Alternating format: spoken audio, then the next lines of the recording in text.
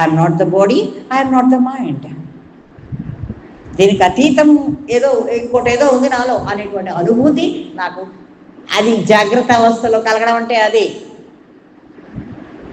జాగ్రత్త అవస్థలో సమాధి. మీరు చూడండి, త్రిపుర రహస్యం అనే పుస్తకాన్ని మీరు చదివితే కనుక సమాధి స్థితులు ఎన్ని రకాలో వాడంలో వర్ణించాడు ఆయన. వాడు కాదు, దత్తాత్రేయుడు. విశ్వామిత్రుడికి తీసుకెళ్ళి అన్ని ఎక్స్ప్లెయిన్ చేస్తాడు. విశ్వామిత్రుడికో పరశురాముడికో సహ్యాద్రి పర్వతం మీదకి తీసుకెళ్తే సమాధి స్థితులు ఎన్ని రకాలు అని అడిగితే ఆయన ఎక్స్ప్లెయిన్ చేస్తాడండి. అమ్మ బాబాయ్ అనుకున్నాను. ఫ్యూ సెకండ్స్ అది ఇలా మాట్లాడుతూ ఆగిపోతాను నేను. I don't think anything, I don't breathe. Few seconds ఒక రకమైనటువంటి శూన్యకాలం ఉంటాను. దట్ ఈస్ సమాధి.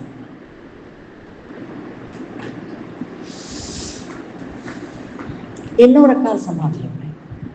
అవన్నీ కూడా మనం అలాంటి గ్రంథాలు కనుక అధ్యయనం చేస్తే మనకు అర్థమవుతాయి. సో ఇక్కడ శరీరమున్నా అశరీరుడు, ద్రవ్యమున్నా ద్రవ్యం లేనట్టే. ఈయన బ్రహ్మాండమైన శ్లోకం అండి ఇది. ద్రవ్యం అవ్యేషు నిర్ద్రవ్యో ఈశాన ప్రాణద ప్రాణో జ్యేష్ఠ శ్రేష్ఠ ప్రజాపతి హిరణ్య గర్భో భూగర్భో మాధవో మధుసూదన.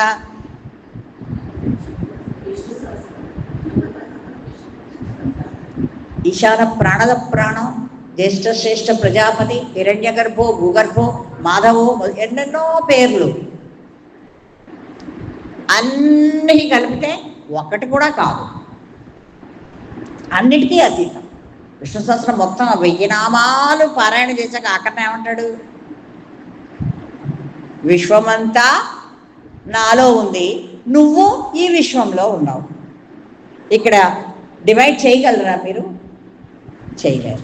అదే కాన్సెప్ట్ జాయింట్ ఫ్యామిలీకి ఇచ్చారు, కానీ దాన్ని మన వాళ్ళు నిలబెట్టుకోలేరు. దానికి చాలా విశాలమైనటువంటి హృదయం కావాలి. ఎక్కడుంది? ఇచ్చేసా నా హృదయం తీసుకో, గడలోపల పదిలంగా దాచుకో. ఇచ్చేసేవు నీ హృదయాన్ని, ఇంకెక్కడుంది? లేదు. సో ఈయన ఉషస్వరూపుడై ఈ ప్రాతకాలమైనను ఈయన ఉషస్వరూపునికి ఎట్టి ఆటంకము లేదు. ఈయన ఉషయమును కాదు, ప్రాతకాలము కాదు. అయ్యో ఈ రెండును కూడా ఈయనే అయ్యున్నాడు. ఈశ్వరుడికి సూర్యుడికి సూర్యోదయం సూర్యాస్తమయం ఉన్నాయా? లేవు. ఒకప్పుడు అనుకునేవారు సూర్యుడు ఉదయించాడు, సూర్యుడు అస్తమించాడు అనేటువంటి వర్డ్ యూసేజెస్ వాడేవారు. కానీ సూర్యుడు ఎప్పుడు అక్కడే ఉన్నాడు, తిరుగుతున్నది నువ్వు. ఇప్పుడు వచ్చాడు, అప్పుడు వెళ్ళిపోయాడు, ఏం వెళ్ళిపోలేదు, వాడు అక్కడే ఉన్నాడు. నువ్వే చూడటం లేదు, నీ కళ్ళే మూసుకుపోయాయి. నువ్వే నిద్రపోయావు రాత్రి అయిపోయిందని.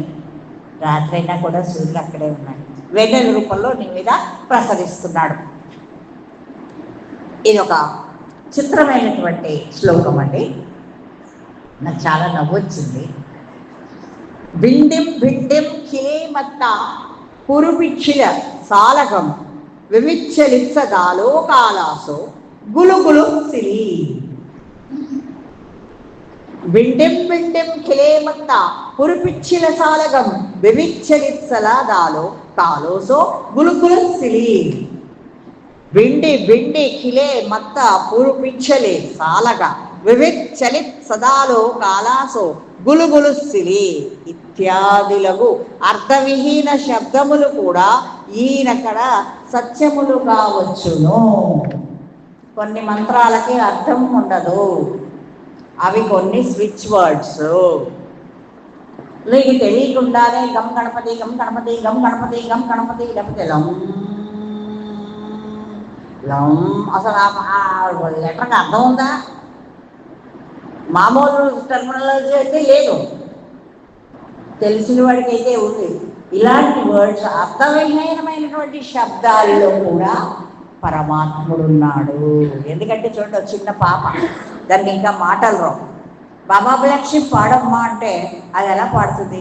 బాబా బాక్షే బాక్షే బాక్షే అవి హ్యావ్ యూ ఎనీ ఊళ్ళని అనలేకపోతాం, ఇంకా రాలేదు. ఆ వర్డ్స్ రొటేట్ చేయడం రాలేదు. She saying how you. ఇప్పుడు దానికి అర్థం ఉన్నట్ట లేనట్ట? నీకు అర్థమైంది కాబట్టి దానికి ఉంది, అర్థం కాని వాడికి అది అర్థవిహీనం. అలాగే ఇక్కడ కూడా ఈ అర్థం పర్థం లేని, అంటే చూడండి కొంతమంది చూడండి మంత్రాలు చదువుతుంటారు చూడండి, యోగిక్ పరిభాషలో కొన్ని కొన్ని వర్డ్స్ చదువుతారు వాళ్ళు. మనకి అర్థం కావాలి. అలాంటి ఏంటి అర్థం లేని వాడు వాగుతున్నారు అనుకుంటా. కానీ ఆ అర్థవిహీనమైనటువంటి శబ్దాల్లో కూడా ఈశ్వరుడు ఉన్నాడు. కాంబినేషన్ ఆఫ్ వర్డ్స్లో కూడా ఈశ్వరుడు ఉన్నాడు. ఇప్పుడు నేను మాట్లాడుతున్నాను, these are all combination of words and sentences. ఇది మీకు అర్థమవుతోంది అంటే కొంతమందికి ఇది అర్థవిహీనం. ఈ భాష రాని వాడికి అది అర్థవిహీనం. మీకు అర్థమవుతోంది కాబట్టి ఇది అర్థవంతం. అలాగే ఇత్యాదులకు అర్థవిహీన శబ్దములు కూడా ఈయనకడ సత్యములు కావచ్చును. వేదములు చెప్పబడిన శబ్దముల వలె సత్యమే కావచ్చును. ఈయన యందు సత్యము కానిదియు ఈయన కానిదియగు వస్తువే లేదు. ఇది సత్యమా ఇది అసత్యమా ఏమీ లేదు. అన్నీ కూడా ఆయన యందే ఉన్నాయి, ఈశ్వరుడి యందే ఉన్నాయి.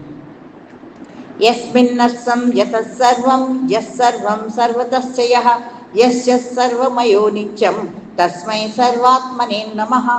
ఎవ్వని యందు అంతయును ఎవ్వని నుండి అంతయును ఎవ్వడు సర్వమును సర్వము నుండి ఎవ్వడును ఎవ్వడు సర్వమయుడగుచున్నాడో సర్వరూపుడగు ఆ దేవునికి నమస్కారం.